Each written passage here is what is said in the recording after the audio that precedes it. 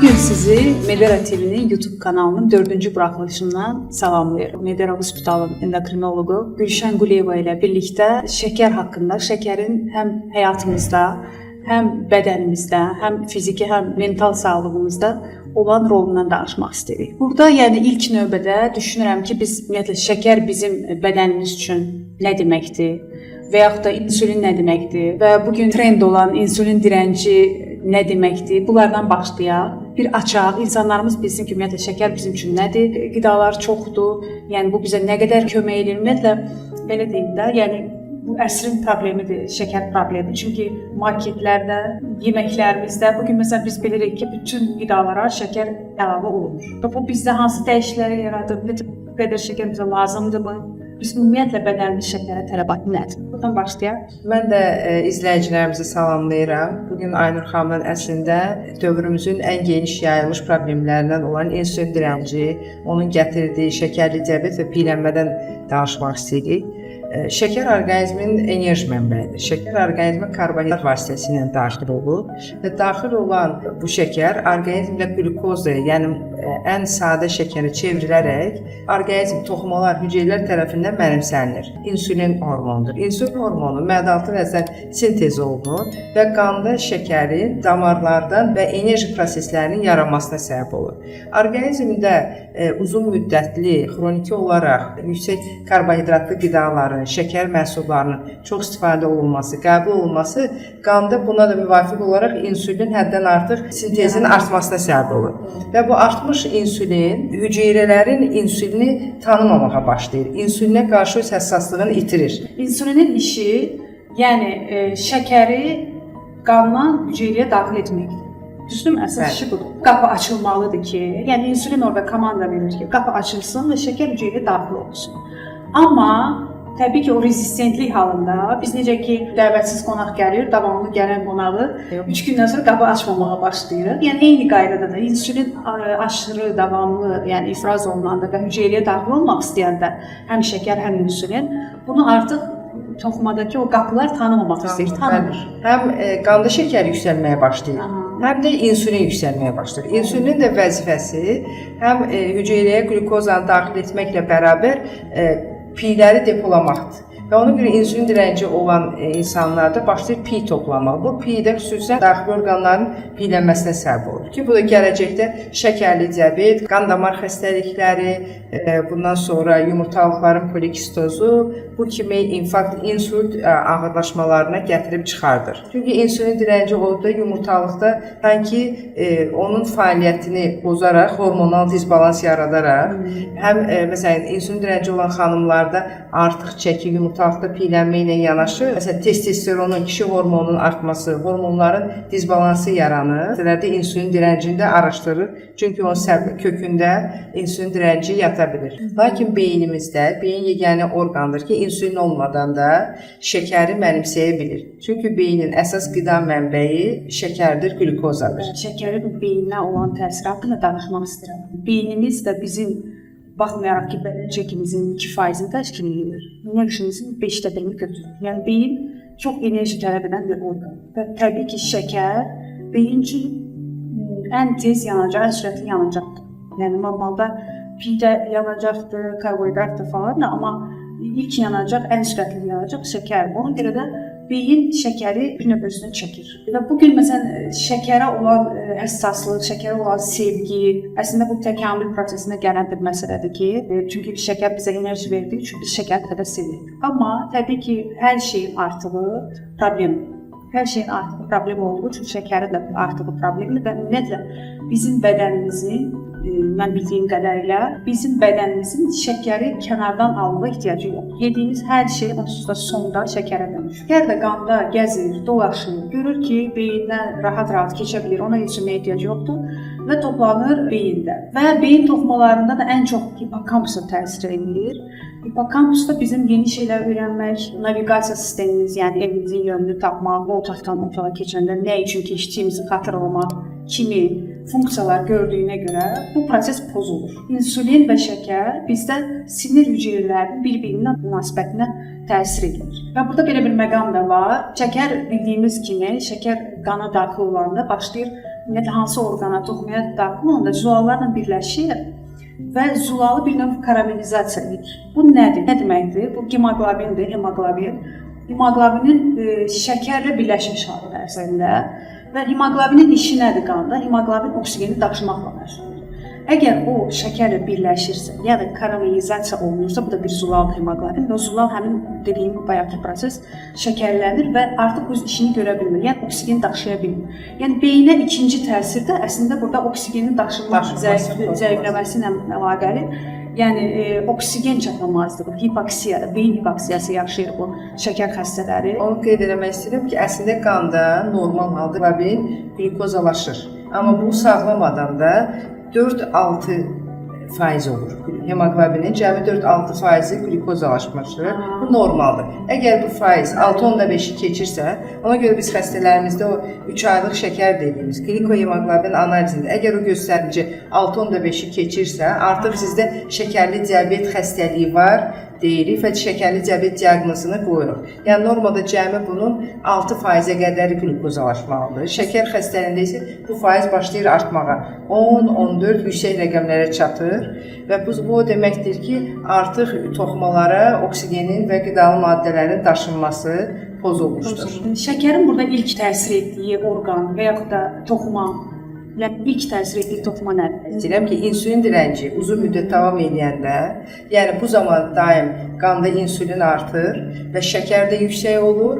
Artıq mədaaltı vəz insülin sintezi başlayır tədricən azalmağa və şəkərli diabet xəstəliyi yaranır. Və diabet formaya keçdikdə isə uzun müddət bu o deməkdir ki, damarlarda şəkər dövr eləyir, lakin orqanizm, toxumlar, hüceyrələr bu enerjidən istifadə edə bilmir.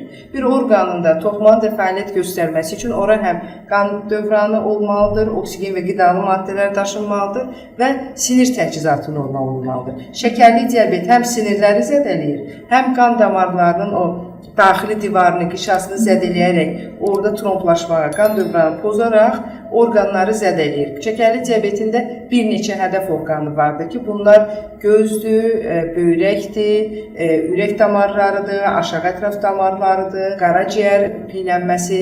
Yəni şəkərli diabetində özünün seçdiyi hədəf orqanlar var ki, və bu bəzən, məsələn biz görürük ki, bəzi xəstələrdə göz retinopatiya deyirik də, gözdə olan dəyişikliklərə. Bu göz damarlarını zədələyir. Bəzi xəstəliklərdə böyrəyi daha çox zədələyir, nefropatiya, ağır nefropatiyalara gətirib çıxarır. Bəzən bu zaman burada xırda kapillər səviyyəsində zədələyir. Mikroangiopatiya deyirik, xırda kapillər damar səviyyəsində pozulmalar başlayır. Çox vaxtda, son vaxtlarda ən çox gördüyümüz iri damarları zədələyərək miokard infarktı, insult, aşağı ətrafların qan dövranı pozularaq amputasiyalara qədər gətirib çıxardan ağırlaşmalar verir. Yəni demək olar ki, şəkərin, diabet xəstəliyinin zərər vurmadığı bir orqan, toxuma yoxdur. Bütün orqanları zədələməyə qadirdir.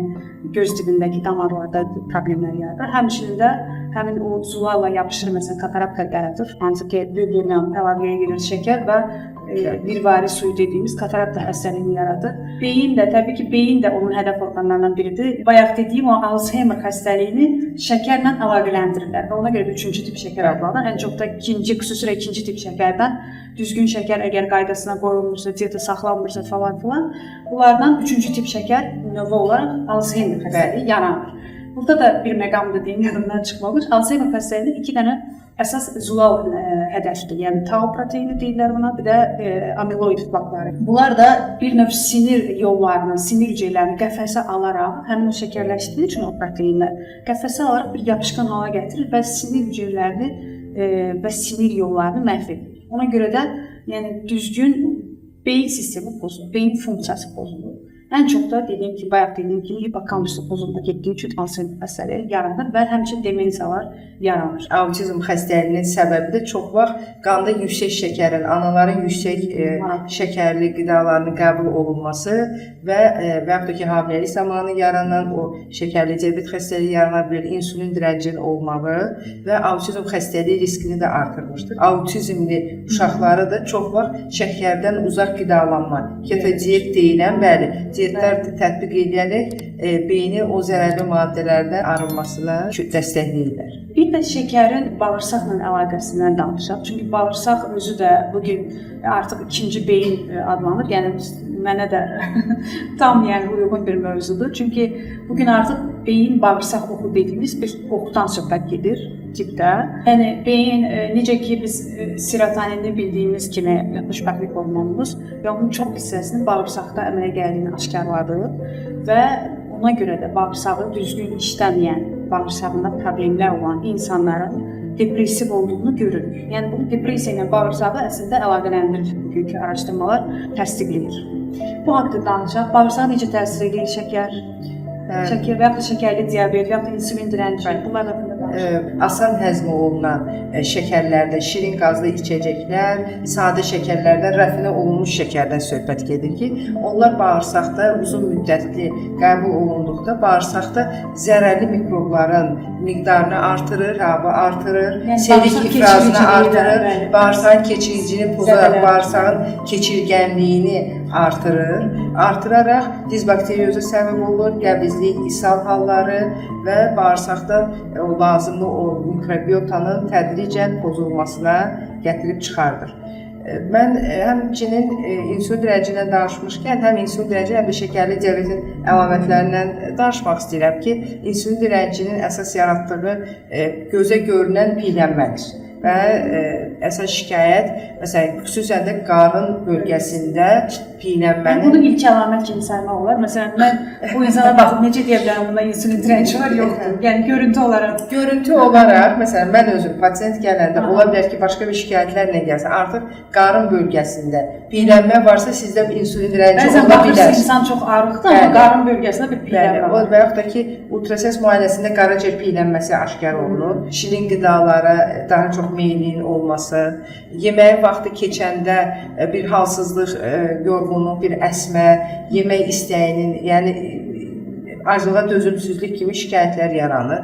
Həmçinin xəstələrdə dəridə ləkələnmələr, boyun arxasında, dircək nahiyəsində akantozis niqlikans deyilir. O pigmentasiyanın olması da insülin direncinin yarandığını göstərir. Həm çəki itirilməsi, həm ağızda quruluq, susuzluq, ətraflarda zəiflik, keyləşmə, uyuşma, tez-tez silyə çıxma hallarının olması artıq xəstədə o insülin direncinin, yəni gizli o diabet dövrünün, prediabetin artıq şəkərli diabetə keçdiyini göstərir. Əslində ona görə biz xəstələrə, bu da genetika da önəmlidir. Şəkərli xəstələr niyə tez-tez acır və ya dediyimiz kimi şəkərə ehtiyac duyur?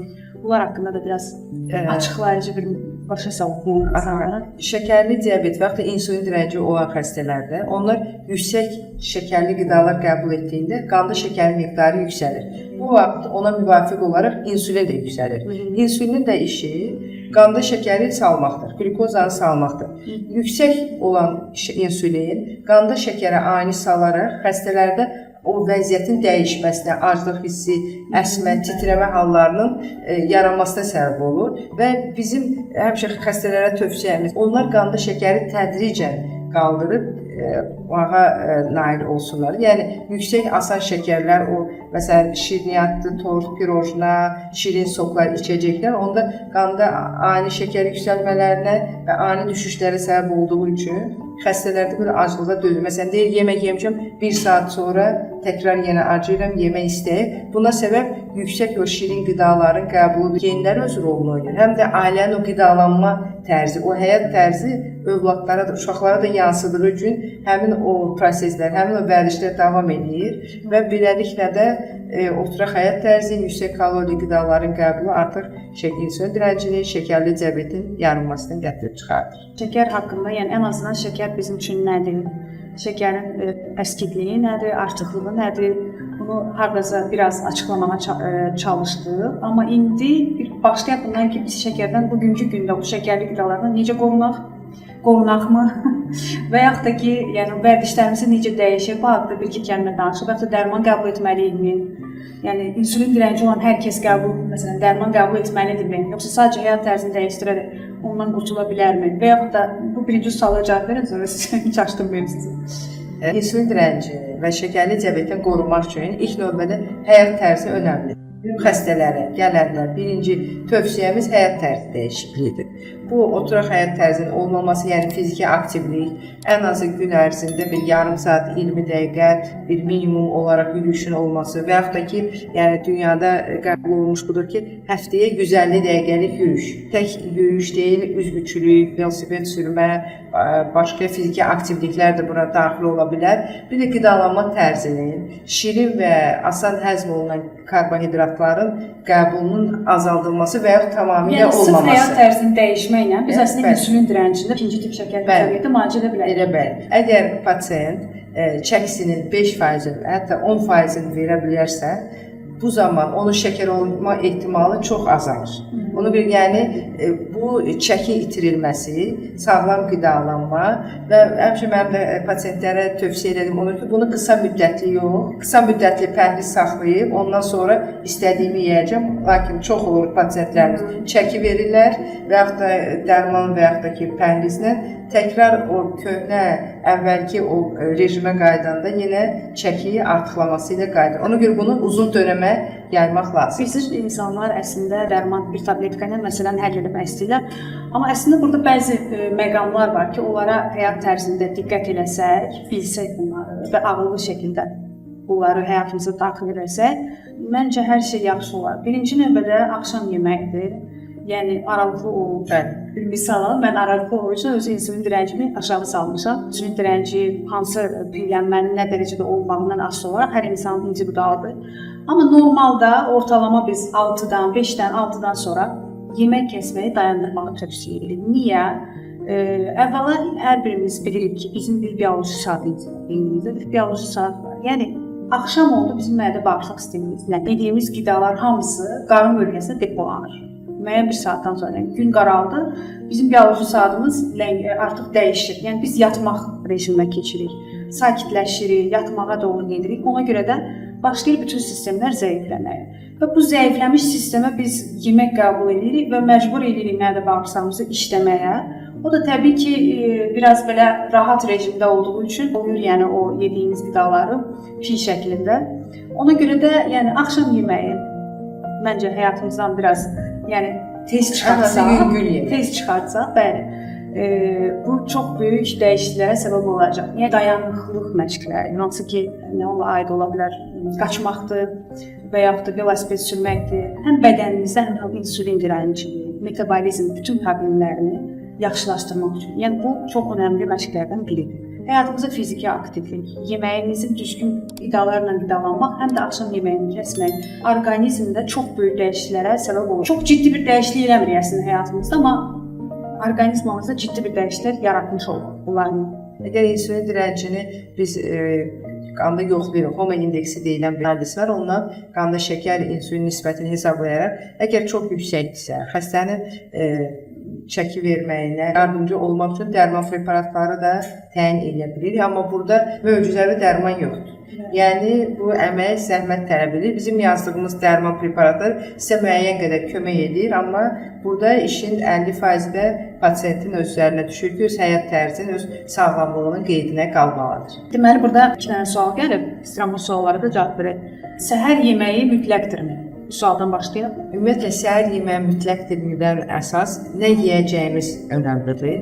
Səhər yeməyi bir də yuxudan duran kimi olmamalıdır. Ən azı bir durandan sonra 1-2 stakan ilıq su içib, bir orqanizmi bir oyanıb, bir metabolizma müəyyən bir fəaliyyətə düşdükdən sonra səhər yeməyi yemək daha məsləhətlidir. Məsələn, 11-12 bu vaxtlarda və səhər nə yeyəcəyimiz önəmlidir. Şirin, şəkərli, şirniyyat, çörək məmulatlarından çox sağlam qidalanma tərzi olar. Yumurta, tərəvəzlər, yulaflı qidalardan istifadə olunmağı önəmlidir. Yəni protein və tərəvəz bəli, protein və tərəvəz bazlı olmalıdır və düzdür, məsələn, o müzakirə olunur gündə 2 dəfəmi, 3 dəfəmi yemək məsələsi də gündə 3 dəfə də yemək olar, amma yeməyə hansı saatda bitirəcəyimiz, məsələn, günorta yeməyi daha yüngül formada olub, məsələn, axşam saat 6-7-dən gecə olmayaraq, axşam yeməyini proteinlə, tərəvəzlə bitirir və ən az bir 16 saatlıq, 18 saatlıq acılığa riayət etmək insulin direncinin düşməsinə, metabolizmin sürətlənməsinə və bədənə daha az kalori daxil olmasına səbəb olur. Çünki bunların hamısının piyələnmənin də səbəbi bədəndə normaldan artıq kalorini toplanmasıdır. Digər bir sual, piyələnmə depressiya yaradırmı? Birinci, burada psixoloji bir hal var. Təbii ki, insan piyələnmə getdikcə psixoloji özünü bəyənməməzlik. Bəli, özünü bəyənmir. Bu bir psixoloji tərəfidir. İkinci, sırf fiziki tərəfi nədir? Burada bayaq dediyim serotonin məsələsi. Yəni bağırsaqda, təbii ki, piyələnmə olanda bağırsaq mikroflorası pozulur, keçirgənliyi artır, bağırsağın iltihab prosesləri yaranır bağırsaqda və serotoninin də çox hissəsi bağırsaqda yarandığı üçün serotonin istehsalı azalır. Yəni serotonin, dopamin münasibəti pozulur. Bu birinci məsələ. Bundan başqa beyni qidalandıran faktorlar var. Bu faktorların aşağı düşməsi baş verir. Şəkərli diabetdə, həmçinin piyələnmə olan xəstələrdə təbii ki, insulin rezistentliyi, yəni insulin direnci var. Çox vaxt şəkərli diabet var. Və bu da həmin insulinin bizim beyin sinir sistemimizdəki roluna bağlıdır. İnsulin sinir sistemində təbii ki, sinir yollarını bayaq dedim ki, gücləndirir sinir sistemini, yəni həm də sinir hüceyrələrinin, həm də glial hüceyrələr dediyimiz ikinci hüceyrələr də orada. Hansı ki, sinir sisteminin həm immuniteti ilə məşğuldur, həm oradakı zibirlərin təmizlənməyi ilə məşğuldur, həm qidalanması ilə məşğuldur. Bu hüceyrələrə də təsir edir. Yəni orada bir faktor deyil. Bir neçə faktorlar var ki, onlara təsir edib. Təbii ki, belə insanlarda depressiya olmağı normaldır. Çünki həmin neyrotransmitterlərin səviyyəsi düşər. Bugün düşünən Gülşən xanım, necə keçdi sizcə verilişiniz? Bəli, məncə də müəyyən qədər də olsa bizim problemi açmağa, izah etməyə çalışdıq. Amma bu geniş mövzudur, dərin mövzu. Amma əlimizdən gələn qədər mənə gəlir ki, izləyicilərimizə müəyyən bir aydınlatma olacaq. Bizə yazılı şəkildə göndərin, aktiv olun. Həm kanala dəstək olun, həm abunə olun. Yəni bunlar hamısı dəstəkdir. Dəstək olun ki, burada öyrəndiklərimizi öyrədək və sizdən öyrənək təbii ki, biz də öyrənirik, hər kəs öyrənir. Yəni bu qarşılıqlı əməkdaşlıqla bir-birimizə fayda verək deyə düşünürəm. Təşəkkür edirəm bugünkü verilişimizlə.